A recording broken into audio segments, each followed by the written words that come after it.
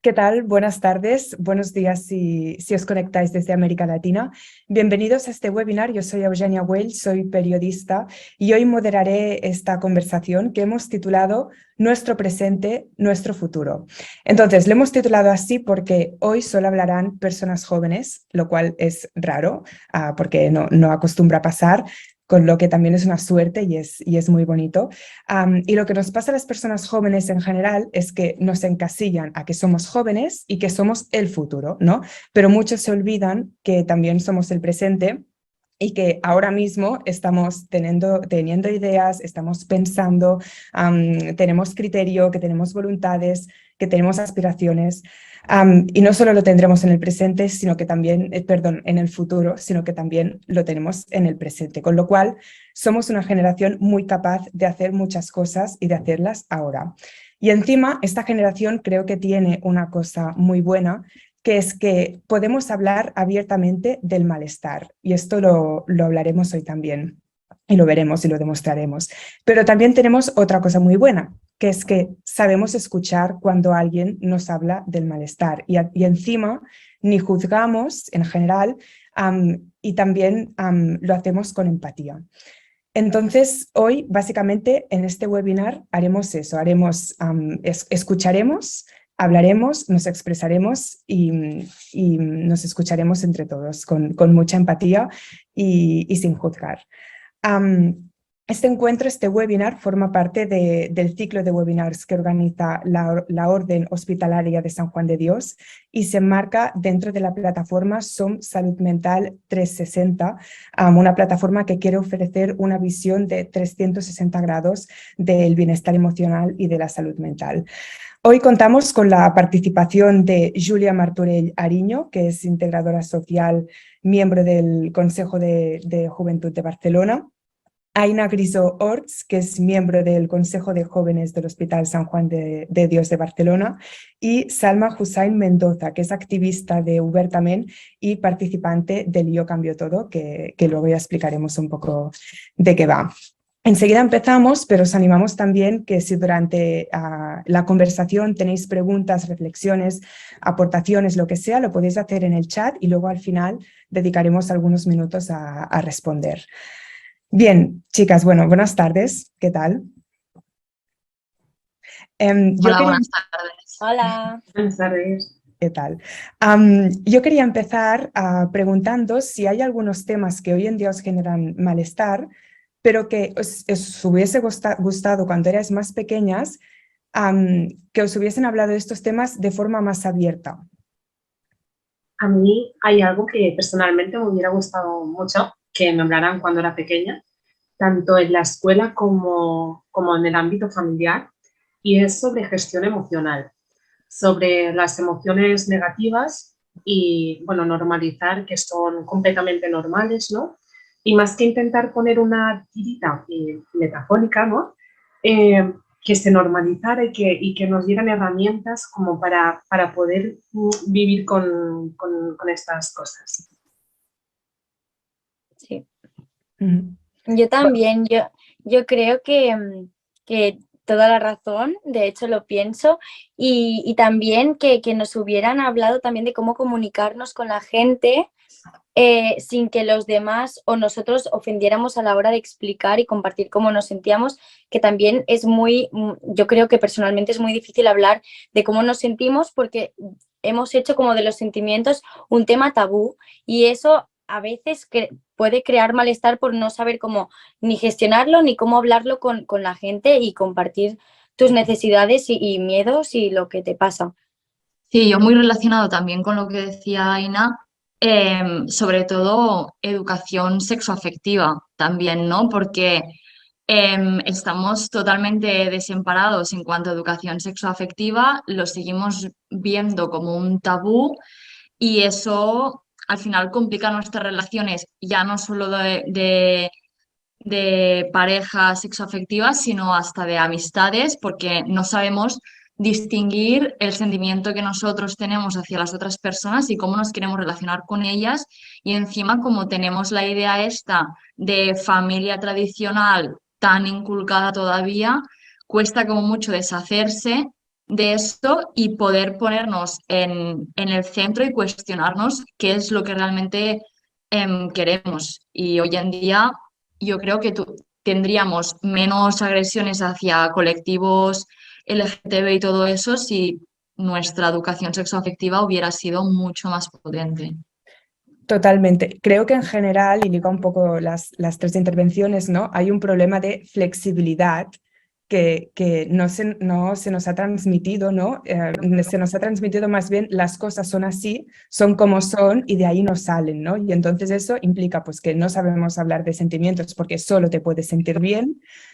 Seguramente no tenemos salud sexual en general o la hemos tenido que aprender nosotras porque tampoco se nos ha transmitido.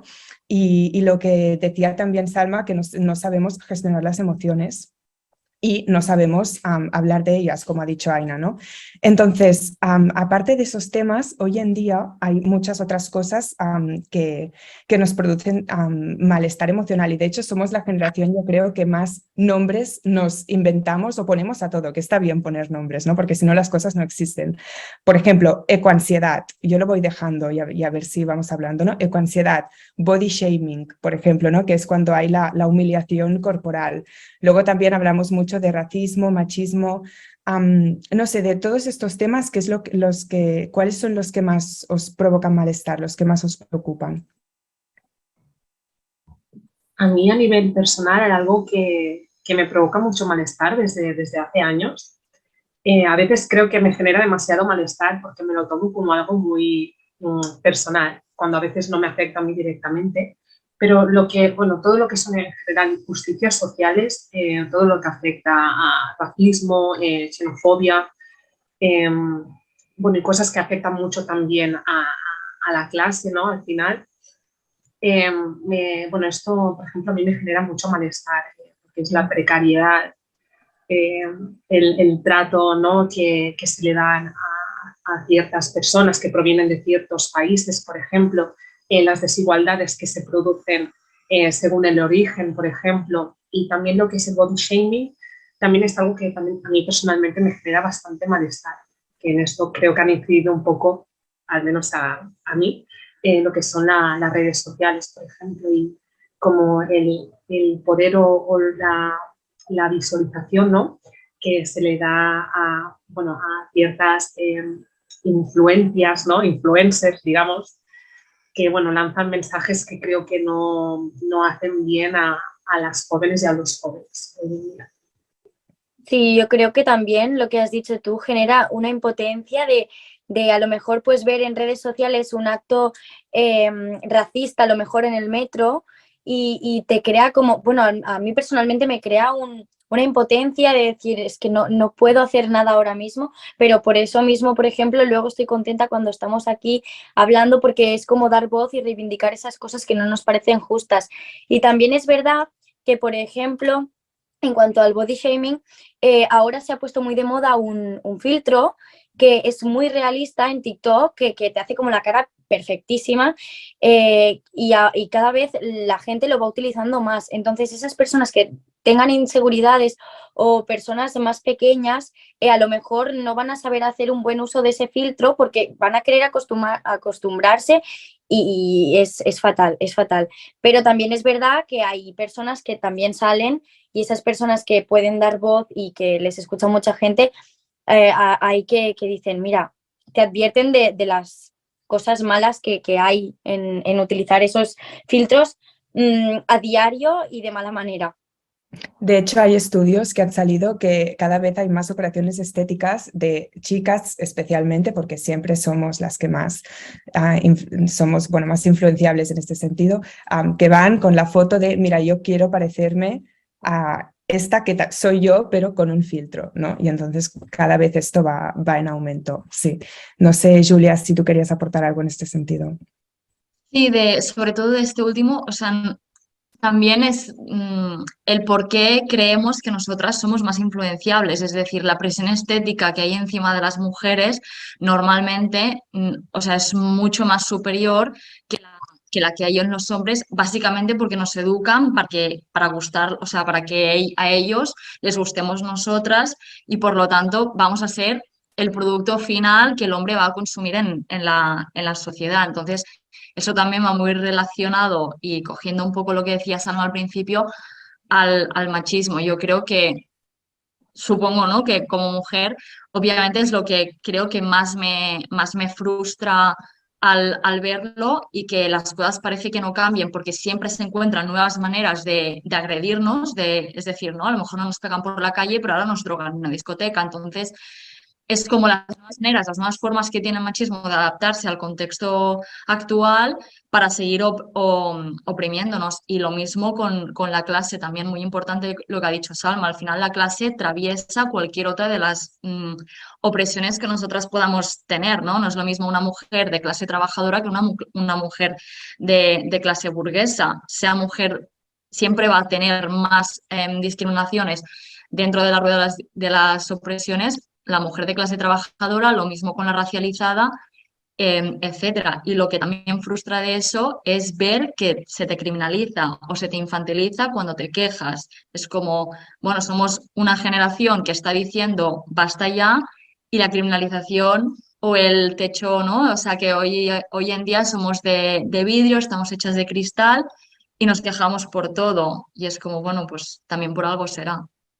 En este sentido, Julia, que tú hablabas ahora de que no es lo mismo ser mujer blanca que ser mujer negra, evidentemente no es lo mismo ser mujer que ser hombre, ¿creéis que nos han hablado suficiente del privilegio? ¿Creéis que es un discurso que sobre todo nos hemos tenido que construir nosotras? No, yo creo personalmente que no se nos habla para nada de lo que son los privilegios, porque como bien decía Julia, pues eso no es lo mismo ser blanca que ser negra, ser de clase obrera que ser burguesa, ser hombre que ser mujer. No se nos ha educado, yo creo, para diferenciar los privilegios que tenemos, a diferencia de otras personas o de otros colectivos. No se nos ha educado, yo creo que para hacer la diferenciación está como para bien y para mal. O sea, cuando a veces tenemos estos privilegios, creo que a veces no somos realmente conscientes de que los tenemos, y cuando a veces estamos en inferioridad, creo que también a veces no somos realmente conscientes y entonces no alzamos la voz. Y por lo tanto, lo que decía Julia, muy importante para mí, que cuando reivindicas algo, ¿no? En relación a los privilegios que no tienes, ¿no? A comparación de otros colectivos, eso se te criminaliza además, ¿no? Bueno, se minimiza quizá la problemática que tienes y no sé, pero... Hay como una ofensa, ¿no? También por parte del otro, de que, ay, no, yo no soy tan privilegiado como dices, ¿no? También a veces.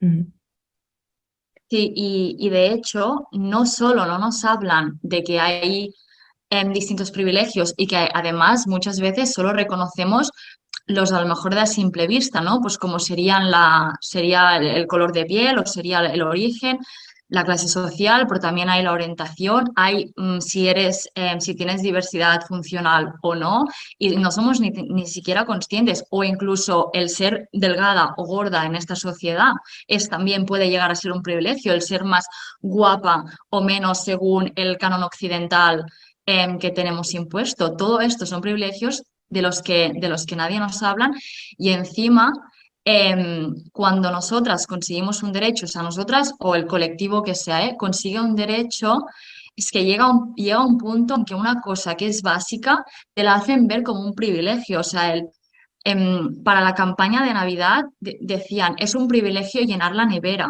Y esto salía en un anuncio de la tele. ¿Cómo puede ser un privilegio llenar una nevera? Llenar una nevera tendría que ser lo más básico. Y nos lo pintan como si fuera un privilegio, alienándonos totalmente de las situaciones que nos podemos encontrar y que nosotras tenemos que poder combatir de alguna manera. Totalmente. No sé si Aina querías añadir algo a esto.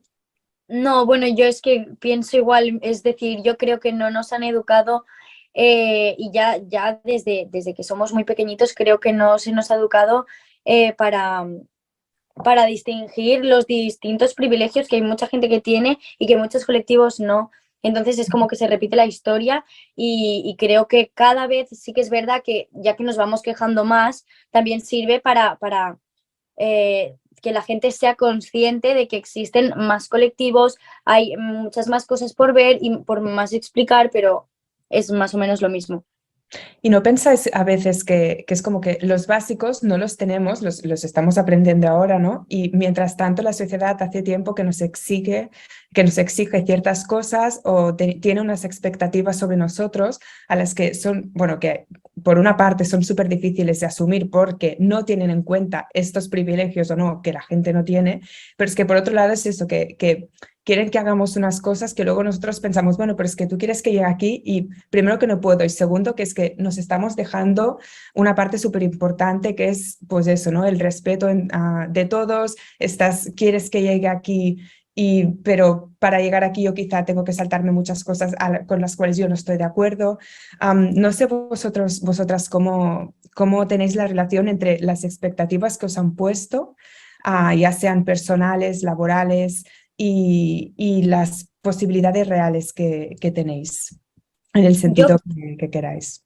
Yo creo que hay muchas expectativas, por ejemplo, pero eso yo creo que también es una crítica un poco personal, pero hay muchas expectativas en los jóvenes. Los jóvenes tenéis que, o sea, hay muchos prejuicios con nosotros de, pues solo sabéis salir de fiesta y hacer esto y la liáis y después también los jóvenes, oh, qué bien, tenéis que cambiar el mundo porque tenéis muchas ideas y aportáis muchas cosas. Y a veces entro como en un debate interno de, ¿pero somos malos o queréis que cambiemos el mundo? Y es como un poco que no entiendo qué pretenden de nosotros. Entonces, yo creo que desde el punto de vista de cada uno deberíamos ver lo que hay que cambiar y lo que no, y cada uno aportar a su manera lo que pueda y quiera, y respetando a todo el mundo, y sin tener que estar ahí con la presión de la gente de qué hacer, ¿no? Porque yo a veces me pierdo y digo, vale, no sé si somos superhéroes o somos aquí los más liantes del mundo, la verdad tengo un debate.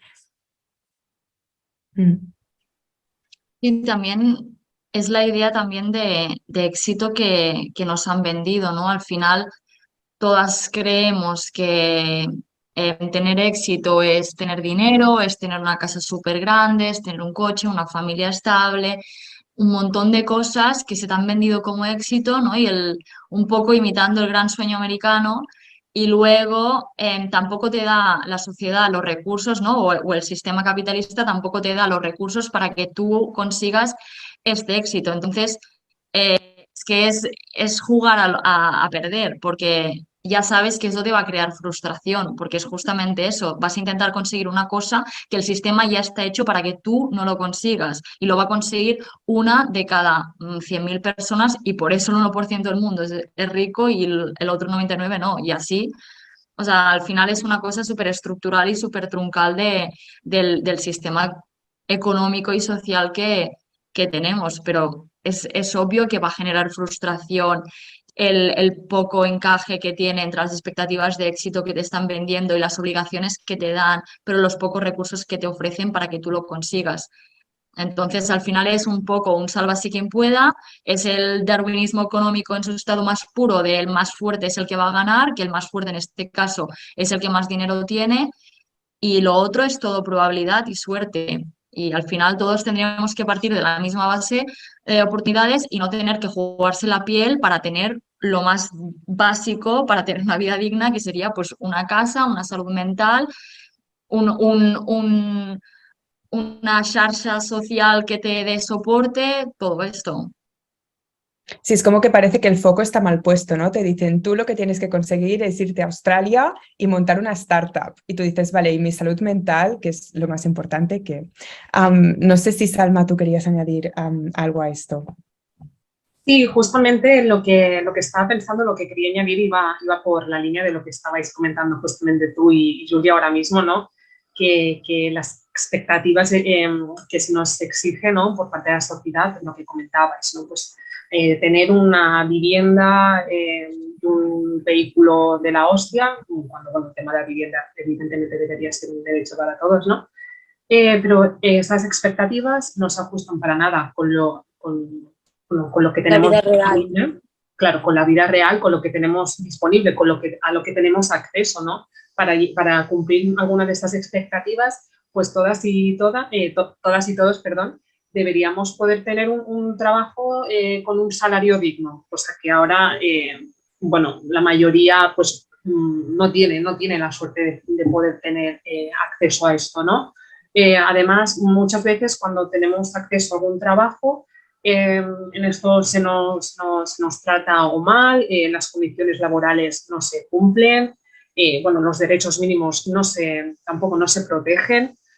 Entonces, tampoco no quiero cumplir unas expectativas, eso, si mi salud mental está en juego. Y para mí eso debería ser como lo primero, ¿no? Que desde siempre también, bueno, al menos algo que yo he oído muchas veces es que, bueno, cuando he tenido alguna mala experiencia laboral, ¿no? Porque no me trataban, pues, bien, por ejemplo, bueno, nada, eso son cosas que pasan en todos los trabajos. Por suerte tienes trabajo, ¿no?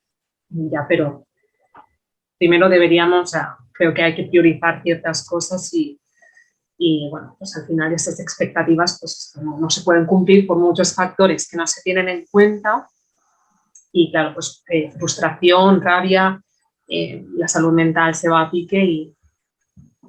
Ujú. Sí, bueno, el valor este de sacrificio y esfuerzo, ¿no? Que es algo que se nos ha transmitido un montón también y que claro que sí, esfuerzo sí, con lo que podamos, con lo que tenemos y sacrificio hasta que yo quiera, ¿no? Porque al final primero soy yo. No sé si con todo esto que decís, que claramente se contrapone mucho con lo que nos han enseñado, cuando lo decís, ¿os sentís escuchadas? ¿Sentís que tenéis espacio para expresaros? Porque a veces yo también pienso que, bueno, hay esto del young washing, ¿no? Que es cuando dan espacio a, yo que sé, a los programas de tele y tal, dan espacio a una persona joven que va en calidad de joven, no en calidad de persona normal que tiene ideas, sino tú estás aquí, ¿qué pensáis los jóvenes, ¿no? Entonces, es como que cuando tenemos el espacio tenemos que pensar como jóvenes, no porque tengamos criterio propio. Entonces, no sé si en este sentido sentís que tenéis el espacio para expresaros y que os escuchan, que son dos cosas distintas. Yo creo que a lo mejor el espacio podríamos tenerlo o lo tenemos, porque yo que sé, por ejemplo, las redes sociales podrían ser una buena herramienta para dar voz a estas cosas, pero también es verdad que o sea, la mayoría de los casos es como que la gente que escucha es como que sí, asiente y da toda la razón, pero es que luego las cosas no acaban cambiando. Por ejemplo, vale, tenemos que tener la vivienda, no sé qué, pero ¿cómo voy a alquilar un piso si no me da para alquilarlo? Y me quejo y tienes toda la razón, pero es que las cosas no cambian igual. Entonces, a lo mejor sí que podemos explicarlo, pero no sé si nos acabamos de sentir del todo escuchadas. Y yo también con esto de ir en calidad de joven, ¿no? Que decías, Eugenia, de, bueno, es un programa, se va a hablar de X problemáticas y viene como una persona que representa como a cada colectivo, como si este colectivo fuera realmente homogéneo y encima tuviera las mismas preocupaciones, es decir, no por ser todos, o sea, no por ser jóvenes, todos pensamos lo mismo, sentimos lo mismo o nos preocupan las mismas cosas, porque aquí entra un poco lo que decíamos antes de los privilegios, ¿no? Las opresiones que tenemos. Entonces también se puede errar muy fácilmente al pensar que, bueno, ya para escuchar a un joven vamos a escuchar todos, ¿no? Al final son problemáticas que muchas veces hasta se comparten entre generaciones, porque nosotros tenemos un problema de vivienda que mucha gente con 30 años también se la está encontrando y esta gente, ahora estamos diciendo que son jóvenes también, solo para que entren en la problemática de la vivienda y ya estamos alargando la edad de juventud, que me parece estupendo para todo el mundo, pero que al final no es abordar una problemática que va mucho más allá de una edad. Entonces también... Es como, bueno, pues vamos a plantear la problemática desde el principio y a ver a quién está afectando más. Y luego, obviamente, pues que se generen espacios así o no, pues sí, desde juventudes que tienen intereses comunes y que luchan por unas cosas, hasta la banda más institucional de consejos. Todo al final es agrupar a los jóvenes dentro de heterogeneidad, digamos, para intentar llevar las problemáticas a quien pueda cambiar algo en este estado, que sería pues, la institución. Ujú. No sé si Salma, tú tienes alguna cosa que añadir. Y también, pues, lo que iba a comentar es que, eh, pues, digamos, yo a nivel personal sí que puedo sentirme escuchada por mi entorno seguro y tal, pero como comentabais ahora todas, pues a nivel de sociedad, a nivel de sociedad, los espacios que se nos dan son más bien pocos y los tenemos que construir nosotras, las jóvenes, al final, como comentabais, ¿no? Y todos los sindicatos que hay d'habitatge, todos los consejos que hay, pues este espacio que nos habéis dado ahora para poder hablarlo, ¿no? Sería muy importante que todas las instituciones y bueno, todas las organizaciones que pudieran nos dieran espacios pues para poder eso, compartir inquietudes, compartir malestares, porque al final simplemente escuchándonos, ya se podría abordar, ¿no? En parte el problema, que es que justamente pues no se nos da voz muchas veces y cuando se nos da esta voz, pues se nos infravalora, ¿no? Porque no tenemos tanta experiencia en la vida, ¿no? Como otras personas que han tenido la oportunidad de hablar también. Entonces, bueno, pues Sí, una cosa tan evidente como que formamos parte de la sociedad igual que todas las otras generaciones, ¿no? Sobre esto hay un vídeo, por cierto, bastante, o sea, muy recomendable de la influencer Laura Grau, que de hecho fue ella la que empezó a hablar de Young Washing aquí más en Cataluña. Y también, bueno, que ella, por ejemplo, y muchas otras personas jóvenes hablan sobre lo que les preocupa en sus espacios que ellos mismos se crean, que son en general las redes sociales. Pero claro, muchas otras generaciones no tienen TikTok, entonces pues el tema queda entre los mismos que también hablan de estos temas, pero somos siempre los mismos, ¿no? Y de este circuito cuesta mucho salir. En ese sentido que también hablabais antes, no sé si era Aina o Salma, del tema de la experiencia, ¿no? Que a veces era como, no, es que no tenéis suficiente experiencia para estar aquí o lo que sea, o hablar de esto. El tema del recorrido profesional. ¿Cómo os sentís condicionadas con lo que os han transmitido los adultos? También lo que decíamos antes del esfuerzo y del sacrificio, ¿no? Todos estos valores. en mi caso ha sido un poco montaña rusa, ¿no? Porque cuando era más pequeña sí que sentía como más presión por parte de mi familia, ¿no? Por parte de mi entorno en lo que venía a ser pues, el recorrido profesional, ¿no? Y además también a nivel de sociedad, pues esto, ¿no? Tienes que tener un buen trabajo, tienes que ganar mucho dinero, bueno, esto sí te han pintado como la vida laboral por encima de todo, ¿no? Como comentábamos antes. A ver, en mi caso sí que creo que tiene bastante importancia también, a ver, también esto viene un poco marcado, ¿no? Por la historia y la experiencia de cada persona. En mi caso sí que es algo muy importante porque yo tengo claro que, bueno, tengo unos objetivos, ¿no? Entre ellos, pues llegar a tener una estabilidad emocional por encima de todo. Y claro, para poder tener esta estabilidad emocional, antes tengo que tener una estabilidad económica o profesional por cómo está montado el sistema, básicamente. Porque al final tenemos que trabajar para sobrevivir, cuando no debería ser así, ¿no? Pero bueno, entonces, claro, para mí sí que tiene mucha importancia lo que es mi carrera profesional, pero también al final viene marcada por estas cosas que comento. Y que también viene mucho desde la educación, ¿no? También es que es lo mismo. De hecho, cuando estás desde pequeñito en clase, siempre tienes que estudiar para luego buscar algo que te guste, para luego trabajar de algo que te guste, porque te vas a dedicar toda la vida. Y siempre, en plan, todo va enfocado en el futuro, en el futuro, en el futuro. Y te exigen como mucha caña, porque realmente te tienes que buscar la vida, porque si no, no te la vas a ganar. Y entonces, claro, como todo se basa en tener una estabilidad económica, ya es como, vale, tengo que buscar algo, y ya te marcan y te fijan ellos un recorrido y no, pero nosotros te dejamos escoger qué te gusta, la física, la música, el no sé qué, pero claro, luego depende de qué ámbito escojas, a lo mejor te ganas la vida, a lo mejor no. Y es ahí como que dices, ¿y qué hago? ¿Me lo puedes explicar tú? y es terrible. Porque luego tú mismo es el que me pagas un sueldo que no llega ni para pagar el alquiler. O sea, son las mismas personas, no todo el Claro, rato. es como un pez que se muerde la cola. Ujú.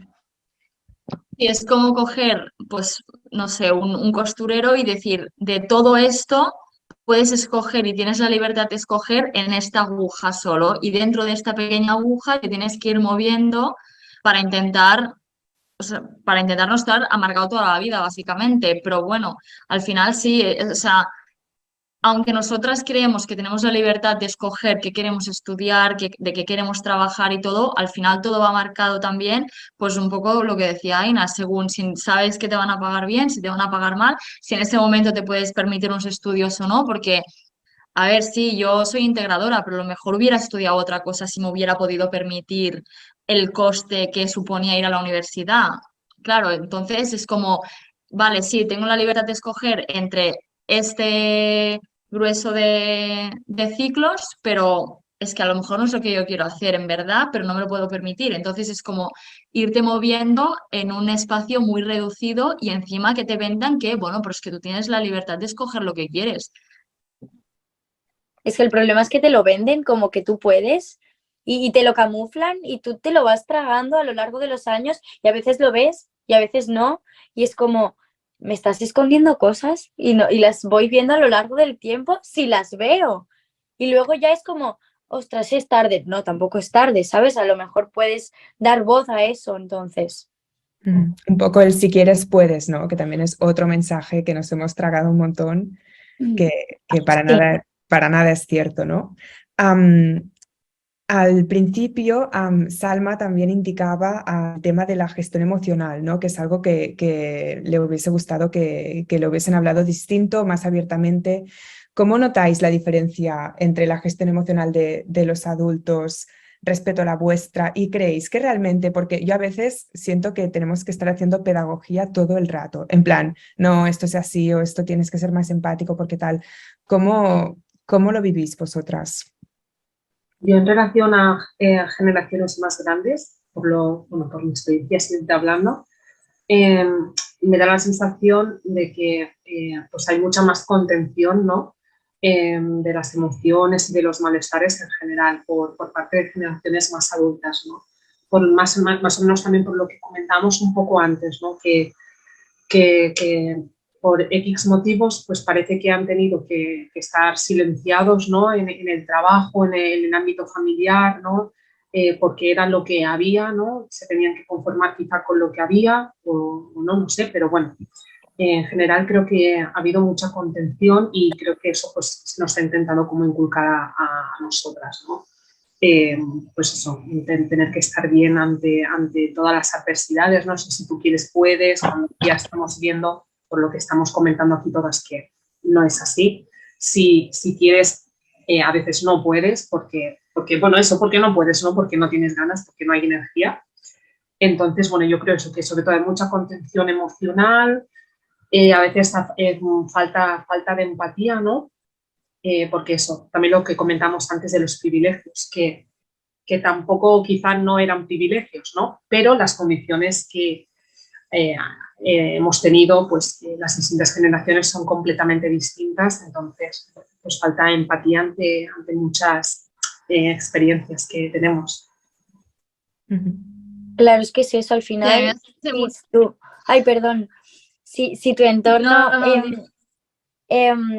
se retroalimenta en tragar, tragar, tragar y callarse y pasarlo y aguantarlo, si tú solo ves que tu entorno hace eso, al final se transmite a las demás generaciones de, vale, estoy mal, no pasa nada, me callo, me aguanto. Y es que yo creo que mucha gente se ha acostumbrado a aguantar cosas que no tenía por qué y ahora a lo mejor como que se va viralizando más que no tienes por qué aguantarte, que lo puedes hablar, que te puedes quejar y que tienes totalmente el derecho y la libertad de hacerlo y que si te critican por eso, es que pobrecitos porque se han estado aguantando mucho más que tú, ¿sabes? Porque al final, si tienes que aguantar algo que te hace sentir mal, te vas a crear tú un meollo interior que luego va a ser peor.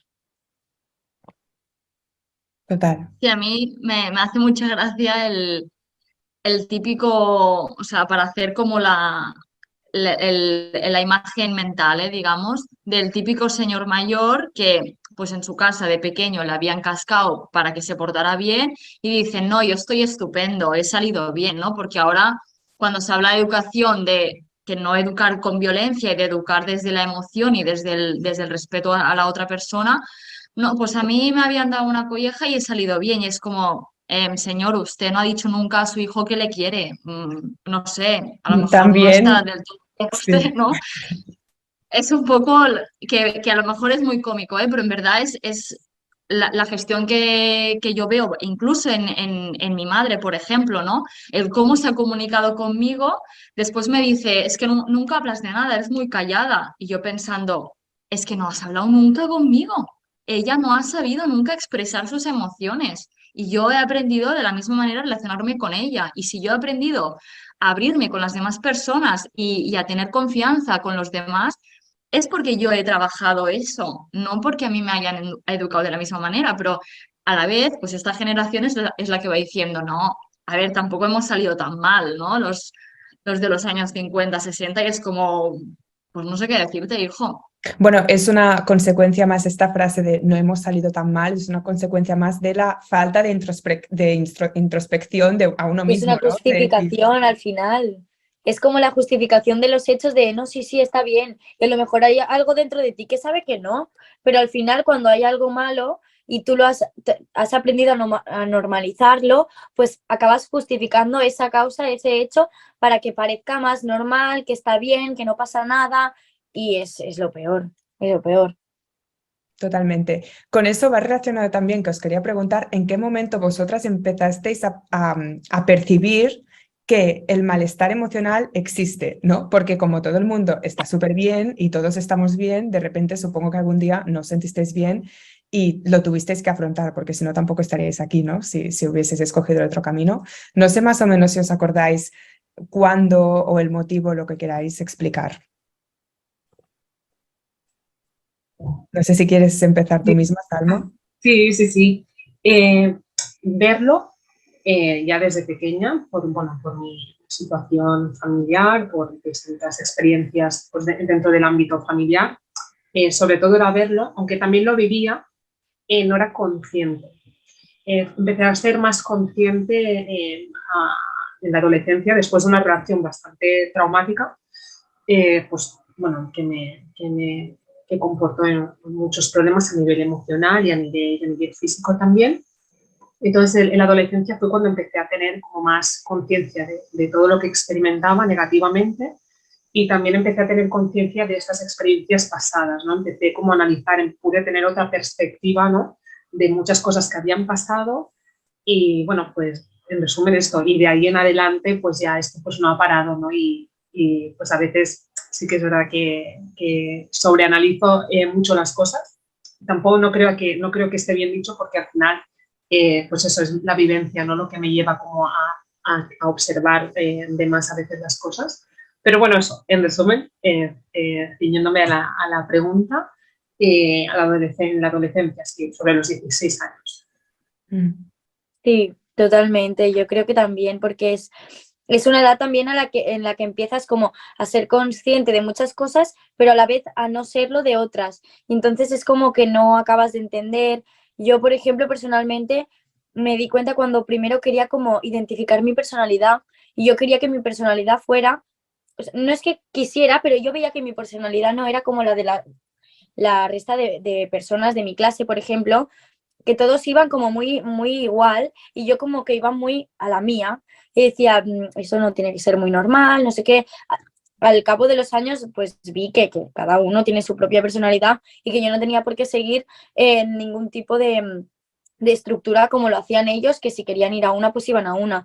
Y después también, pues de hecho, ahora poco que volví como a darme otra hostia mental buah, porque ahora que estoy como así de si paso del Hospital Sant Joan de Déu al Clínic, pues también me di cuenta de que, por ejemplo, las personas con alguna condición que queremos acceder a la sanidad privada, no podemos y no, se nos denega a la mayoría al menos, porque suponemos como peso más, un cargo en la cual hay mucha insistencia y tienes que estar más por esa persona, entonces como no les interesa, no puedes acceder ahí. Entonces es como que eso también me ha generado mucho malestar porque no era consciente de ello y ahora que lo soy, estoy como que no sabía que podía pasar eso, ¿no? Entonces es como que a lo largo de los años voy viendo cosas que a lo mejor me van generando pues más malestar y porque engloba muchas injusticias, no solo a mí, sino a un gran colectivo de personas que no podemos acceder a distintas cosas. Mm. Sí, yo más o menos lo también en la adolescencia. Yo creo que es el boom en el momento en que a lo mejor estás cambiando de escuela también, em, empiezas a lo mejor a leer más y ves que las cosas no son tal y como te las pintan. Y yo creo que también, encima, o sea, yo también como pasé por un bache de tener que pedir como ayuda psicológica y tal, y yo creo que es en ese momento, cuando tú has tenido una infancia súper normal dentro de los parámetros que se esperan de ti y has sido siempre feliz y nunca te has cuestionado que la gente pueda llegar a estar mal, de repente, ¿no? Fue como, supongo que es el momento en el que haces clic, ¿eh? Yo creo que ya cuando te empiezas a hacer como más mayor y te das cuenta de que las cosas te pasan por unos motivos y no puedes conseguir unas cosas por otros motivos y es cuando haces el cambio de chip. Ujú. También supongo que depende del entorno, ¿no? Que si da la casualidad que tenemos amigos o amigas con los que podemos hablar y compartir que hay un malestar, ¿no? Pues se hace más real, a la vez se valida, o sea, nos lo validamos entre todos. Y supongo que sí, bueno, es que además lo que decíamos antes, que hablar de las emociones es tan guay, en realidad, ¿no? O sea, tener como este espacio de confianza, de confianza, de poder ir y explicar lo que te pasa, sea bueno, sea malo. Es que yo la gente que no lo tiene, a veces pienso, pero es que qué palo, o sea, qué palo, qué mal. Y también lo que decías ahora de la ayuda psicológica, Julia, que cuando alguien dice, alguien que acabas de conocer o hace poco te dice, tal, que me voy al psicólogo y lo dice tal cual, yo pienso, me caes bien, ya está, como no estás, o sea que si no lo quieres decir por algún motivo tampoco pasa nada, evidentemente, pero normalizar estas cosas es como que directamente haces match, ¿no? Y poco a poco nos vamos encontrando todos los que priorizamos eso. Y también da mucha rabia que tener o poder acceder a la atención psicológica tenga que ser un privilegio, porque no todo el mundo puede acceder a ella. Y da mucha rabia que a lo mejor para poder ir ahí sin pagar, porque a lo mejor no te lo puedes permitir, te dan visita en 3 meses o más. Es que da mucha rabia no poder, o sea, que tenga que ser un privilegio precisamente eso, que es algo tan importante para toda la gente en cualquier rango de edad, me parece muy fuerte. Que ahora, a nivel de donde hemos llegado y donde estamos normalizándolo todo poco a poco, aún tenga que ser un privilegio como muchas otras cosas. Es muy feo y muy fuerte. Sí, sí, sí. Y Además, encima normal. Ah, no, no, tranquila, tranquila. Julia. no, era solo que encima en la sanidad pública tenemos la mala suerte de que, aparte de que te dan visita una vez cada 3 meses, realmente no tratan el malestar como tal, sino que intentan paliar eso que te está pasando en ese momento concreto, ¿no? Es decir, a mí me diagnosticaron también un trastorno de ansiedad y yo fui y me trataron única y exclusivamente la ansiedad y me explicaron lo que es. Tengo un gran máster en lo que es la ansiedad y el por qué se produce y todo, pero no me... Es decir, yo tuve que encontrar yo sola lo que a mí me generaba ese malestar y por ende, ¿no? La ansiedad, pero no te hacen un diagnóstico completo ni se paran a tratar realmente los problemas, que al final, que el problema seguramente no lo puedas cambiar porque es la frustración ya de vivir mal y de saber que vas a vivir mal, ¿no? Pero no sé, que sí, que te tienes que pagar tú si tú quieres hablar con alguien desde un punto de vista más profesional y no tanto amistoso. Y eso es saber. Salma. Sí, no, también era un poco, bueno, sí, para cerrar esto también, ¿no? Que además que evidentemente que el problema que viene desde arriba, ¿no? Que al final también los profesionales van desbordados y por desgracia pues esto repercute, ¿no?, en nosotras, porque luego el tiempo, además de lo que comentabais, que el tiempo entre visita y visita a veces es de meses, luego la visita a veces es súper breve, el recurso a veces, en algunos casos, es ir directamente a lo que es la medicación, ¿no? Más que eso, pues abordar más profundamente el problema. Claro, entonces eso, para poder tener a veces un buen seguimiento, ¿no? Un seguimiento más individualizado, con más abordaje al problema en detalle, claro, o tienes dinero o haces una búsqueda extensiva de recursos, porque sí que es verdad que por lo que voy viendo últimamente, sí que están saliendo como más recursos como para que sean como más accesibles, ¿no? a toda la sociedad en general, pero bueno, que falta mucho, que se hacen muchas campañas también de prevención, pero lo que faltan son recursos. Sí, bueno, supongo que también es consecuencia de la falta de priorización de las generaciones que son las que toman las decisiones, ¿no? Pues evidentemente hasta que no cambiemos eso no será distinto. Bien, tenemos que ir acabando el debate. Antes de pasar al turno de preguntas, si os parece, introducimos el vídeo que protagoniza Salma dentro de la serie documental Yo Cambio Todo. Soy Salma Hussain Mendoza, tengo 25 años y un diagnóstico de ansiedad y depresión. El primer diagnóstico llegó a los 5 o 6 años a raíz de la separación de mis padres. Mi madre es de Colombia y mi padre de Pakistán. En aquel momento vivíamos unas 9 personas en casa. La verdad es que no recuerdo muchísimas cosas de mi infancia, porque lo que recuerdo principalmente son estos momentos de caos en casa. Las discusiones, tener que ir a buscar comida en alguna iglesia, algún desahucio, cosas de este estilo. A lo largo de mi infancia siempre me sentí diferente, supongo que por estos problemas que tenía en casa. Mi segundo contacto con la ansiedad vuelve cuando tenía 16 años. En este momento tenía pareja y nuestra relación era muy tóxica. Hubo situaciones violentas a nivel psicológico y a nivel físico también. Eso provocó problemas de autoestima, inseguridades, que tuviera una imagen bastante distorsionada de mí misma. Esta ansiedad a veces se aligeraba con las lesiones que me provocaba. Me dejaba llevar por la rabia, el miedo, por todo este tipo de emociones negativas y creía simplemente que hiriéndome conseguiría liberarme un poco de esta angustia que cargaba. Siempre he ocultado que me lesionaba o que quería terminar con mi vida. Terminar en el hospital, por ejemplo, y que tuvieran que coserme, ocultar cicatrices, tener que inventarme historias sobre qué me había pasado. No sabía cómo trabajarlo, cómo gestionarlo, y en aquel momento me sentí muy hundida. Me sentía como muerta. En aquel momento no lo veía, pero realmente era cuando más tenía que protegerme, en vez de castigarme, que es lo que hacía. Me ayudó mucho un tutor que tenía en la ESO,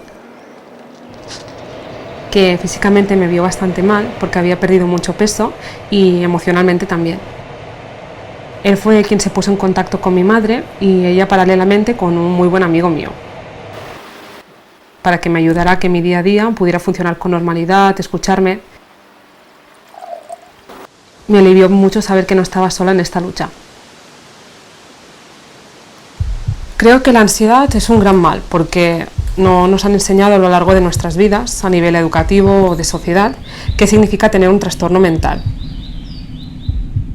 No nos han explicado qué tipos de trastornos hay, cómo poder gestionarlos, cómo poder trabajarlos. También hay mucho estigma que hace que las personas que lo sufrimos no queramos expresarlo por miedo a ser juzgadas y a sentir culpabilidad.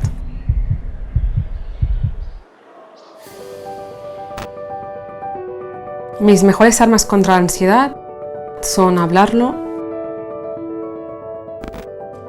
intentar hacer las actividades que más me liberan y que me hacen sentir más cómoda. Y escuchar a mi cuerpo, porque muchas veces te dicen que intentes hacer cosas cuando estás mal, pero a veces simplemente lo que necesitas es no hacer nada y escuchar tu cuerpo, intentar entender qué es lo que necesitas en cada momento.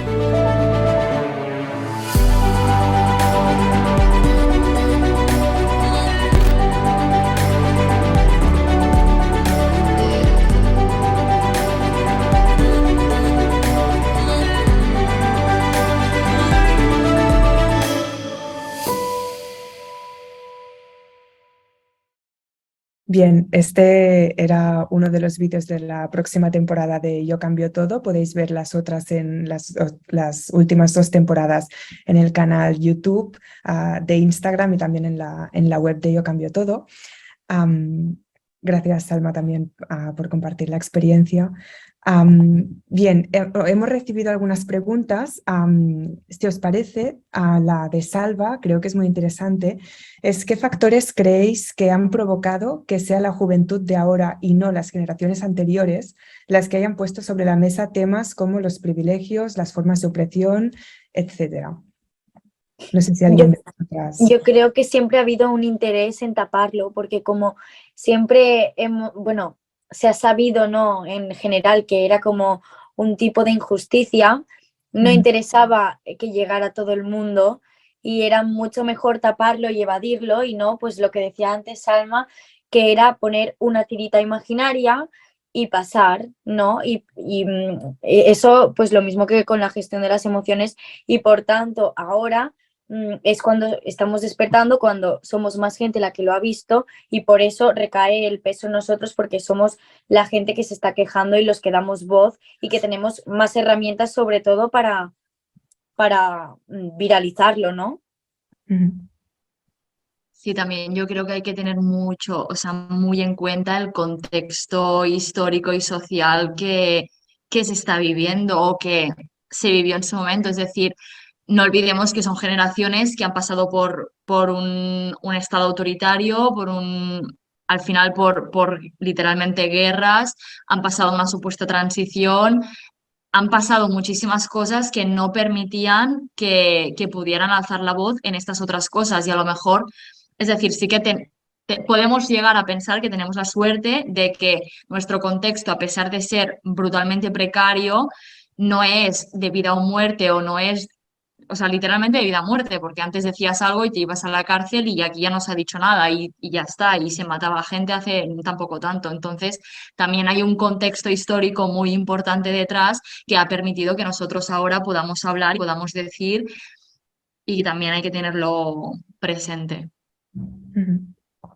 Salma, no sé si quieres añadir algo. Sí, no, totalmente de acuerdo con ellas, que quizá ahora tenemos acceso a unos canales a los que podemos acceder para eso, pues para poder divulgar, ¿no?, nuestras quejas, nuestras opiniones.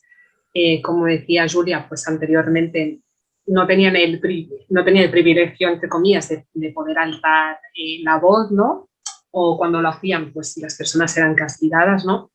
Y bueno, al final también se nos responsabiliza mucho, se nos señala mucho bueno, eso se nos culpabiliza, ¿no?, al final, de muchos de los problemas que hay hoy en día cuando vienen arrastrados y cuando literalmente pues los hemos heredado y al final, pues bueno, todo tiene un tope, estamos cansadas y necesitamos cambios reales para poder tener un futuro digno, un futuro al que pues todas las personas deberían haber tenido acceso pues desde hace años, ¿no? Pero bueno, estamos cansadas al final y ya está. En ese sentido, ¿qué os gustaría para las generaciones futuras, cuando sean jóvenes, qué os gustaría que fuese distinto para ellas y qué os gustaría que se quedase? O sea, algo que vosotras os guste de la generación o del momento en el que estáis viviendo ahora. Que todo lo que es ahora tabú, como es hablar de sexo, de lo que queremos, de lo que no, de comunicarnos con la gente o cómo queremos que la gente se comunique con nosotros, que todas estas cosas que a lo mejor otra gente menosprecia o para ellos no es un problema tan grande, que la gente pueda llegar a la conclusión de entenderlo, y si no lo entiende, al menos respetarlo, pero no minimizar ningún problema. Y eso es lo que a mí me gustaría que más adelante se pudiera en la mayoría de las personas, la verdad, y que hubiera como más ayuda, respeto y que todo el mundo pudiera acceder a lo básico que nos hacen creer que es un privilegio. A mí me gustaría que, bueno, lo que acaba de comentar Aina totalmente, y luego a mí personalmente me gustaría que, pues aquí, de aquí 10 años, el tiempo que sea en el futuro, siguiera presente como las ganas de poder juntarse, como lo que estamos haciendo ahora, que esté presente y, bueno, y en mucha más abundancia, ¿no? Las ganas de juntarse, las ganas de hablar para poder tirar adelante al final colectivamente. Y sí que algo que creo que está presente bastante hoy en día y que me gustaría que, pues, que no estuviera en el futuro, sería como el individualismo, ¿no? Que muchas veces creo que está presente en las personas. Egoístamente a veces pues actuamos sin consecuencia, ¿no? Y bueno, creo que sería algo a cambiar. Y también aún hoy en día pues se juzga mucho lo que se considera distinto, ¿no? Todo lo que se sale un poco de la normatividad en todos los aspectos. Creo que estamos en un proceso de cambio y hay mejora respecto al pasado, pero bueno, creo que aún falta mucho y eso pues, me gustaría que se cambiara. Claro.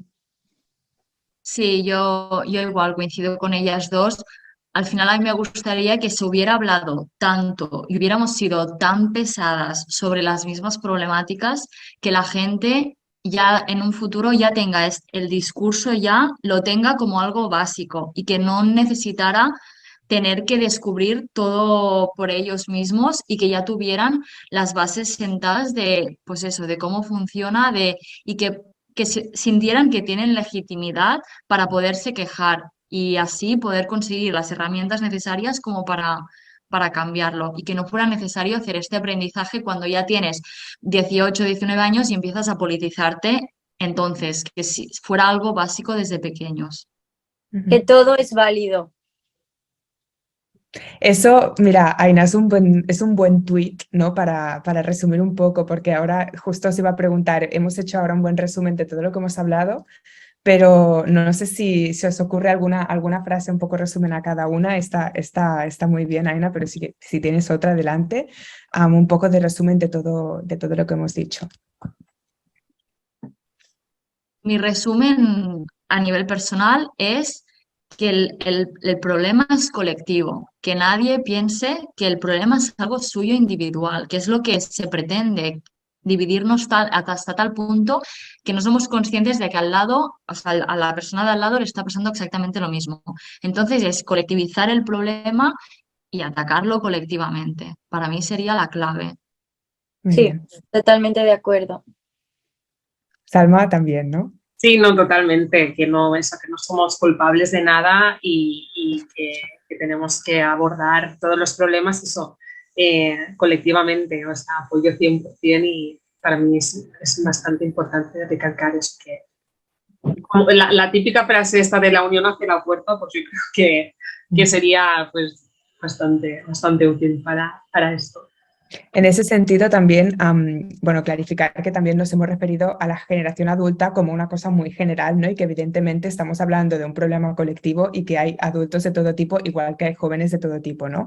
Claro. Que hay muchos que también tienen empatía y que nos han ayudado a abrir camino en ese sentido. Y yo también me quedaría con eso, la empatía. Y lo que has dicho tú, Aina, también de no minimizar ningún problema, creo que es súper importante. Y en general, más hablar y más escuchar, ¿no? Un poco sería el resumen de todo. Así que muchísimas gracias, chicas, a todas, a Aina Grisors, Salma Hussain, Mendoza y Julián Martorell Ariño. Muchas gracias por estar aquí. También a todos los asistentes que habéis estado aquí también para escuchar. En unos días este vídeo estará disponible en la web de la plataforma SOM Salud Mental 360 y podéis suscribiros al boletín y así también estáis más alerta de todas las novedades y de otros debates que se vayan haciendo. Así que muchas gracias a todos y a todas y un abrazo.